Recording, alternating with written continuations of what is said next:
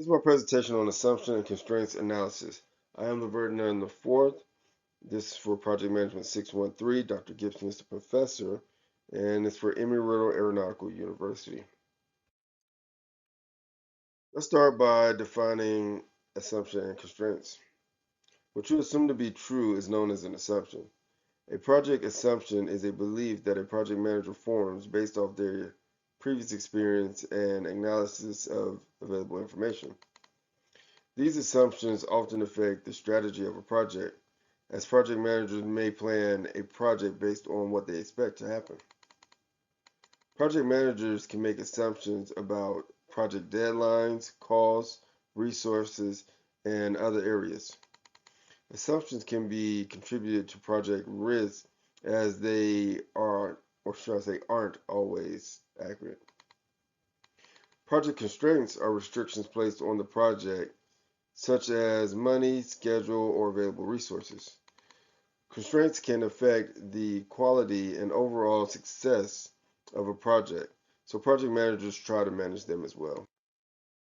Assumption and constraints are both important parts of project planning, and project managers carefully document and manage both. However, there are notable differences between the two terms. One major difference between assumption and constraints is the level of certainty of each. Project managers infer their assumption based off their experience, but they know their constraints for certain. Assumptions are assumed to be true while constraints are proven to be true. Another key difference between assumption and constraints is the risk level. Typically, assumptions are riskier. This is because they're uncertain. Project managers usually invest time into managing the risks associated with assumptions. Constraints, however, tend to be less risky as they are already known.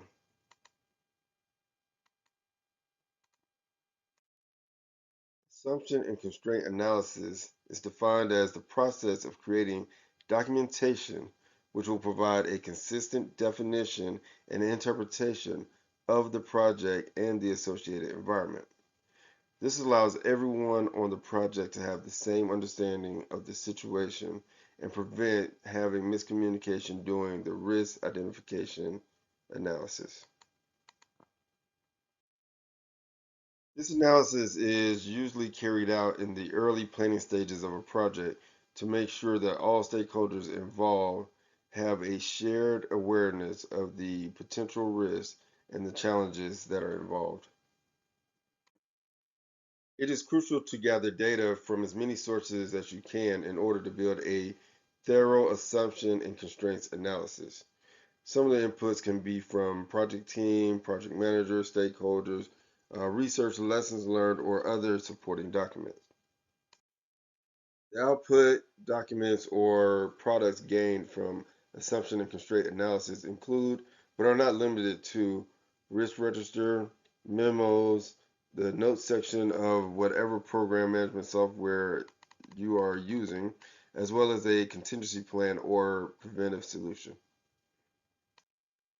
Some of the pros to this type of analysis is it generates a consistent understanding through the project team.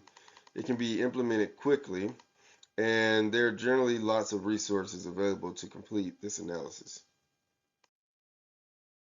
The cons to this analysis are level of accuracy and detail varies, level of utility relative to the accuracy and details available, and lastly, this technique can only consider explicit assumptions which have been consciously made and openly communicated. There are, however, many explicit or hidden assumptions which we all make every day, some of which are very risky. Terry Smith has coined this three-step process for this analysis. Step one, ID the assumption and constraints. Step two is your analysis and test. Here you want to ask questions like, can this be proven false? And if it can be proven false, then does it affect my project? And then thirdly, you're going to act on the information that you just gained. Here we have a template, and first thing I want you to notice is at the top bar, it coincides with our last slides. We ID the assumptions, And then the next three bars, they analyze and test, and after that, we can act on the results. For my example here, I'm using a 60-minute youth soccer practice that I need to conduct. My assumption is that all kids will be on time. Could this be true and false? Yes. If it was false, would it affect my project? Yes, because I wouldn't be able to hold practice on time, and so it converts into a risk. My next assumption is that everyone will have soccer gear. Could it be proven false? Yes. The goalie can show up and not have the goalie gloves. Would that affect my project or practice? Yes, it would, because I wouldn't be able to have a person at goalie without the right safety equipment. So, does that convert into a risk? Yes. My first constraint is the soccer field being available. Could this be proven false? No, because I reserved the soccer field for my team at that time. If false, would it affect my project? Yes, because if I don't have a field, then I have nowhere to practice. And does this convert over to a risk? No, because of the first answer is being no. Team needs 60 minutes for practice. Could this be proven false? No, because I have a very young team and it's their first time playing soccer, so they need all the practice they can get. If false, would it affect my project? No, we ended practice early. We still got out there. We still practiced. Kids got experience, so it wouldn't affect my overall project. So therefore, it does not convert into a risk. Here you have four references that I use for this presentation. In summary, since childhood, we have been warned of the dangers of assuming anything. Yet assumptions are an integral part of our daily lives and all projects. By increasing the visibility, formality, and reliability of their use, project managers can harness a powerful tool to improve communication and plan their endeavors. That completes my presentation. Thank you for listening.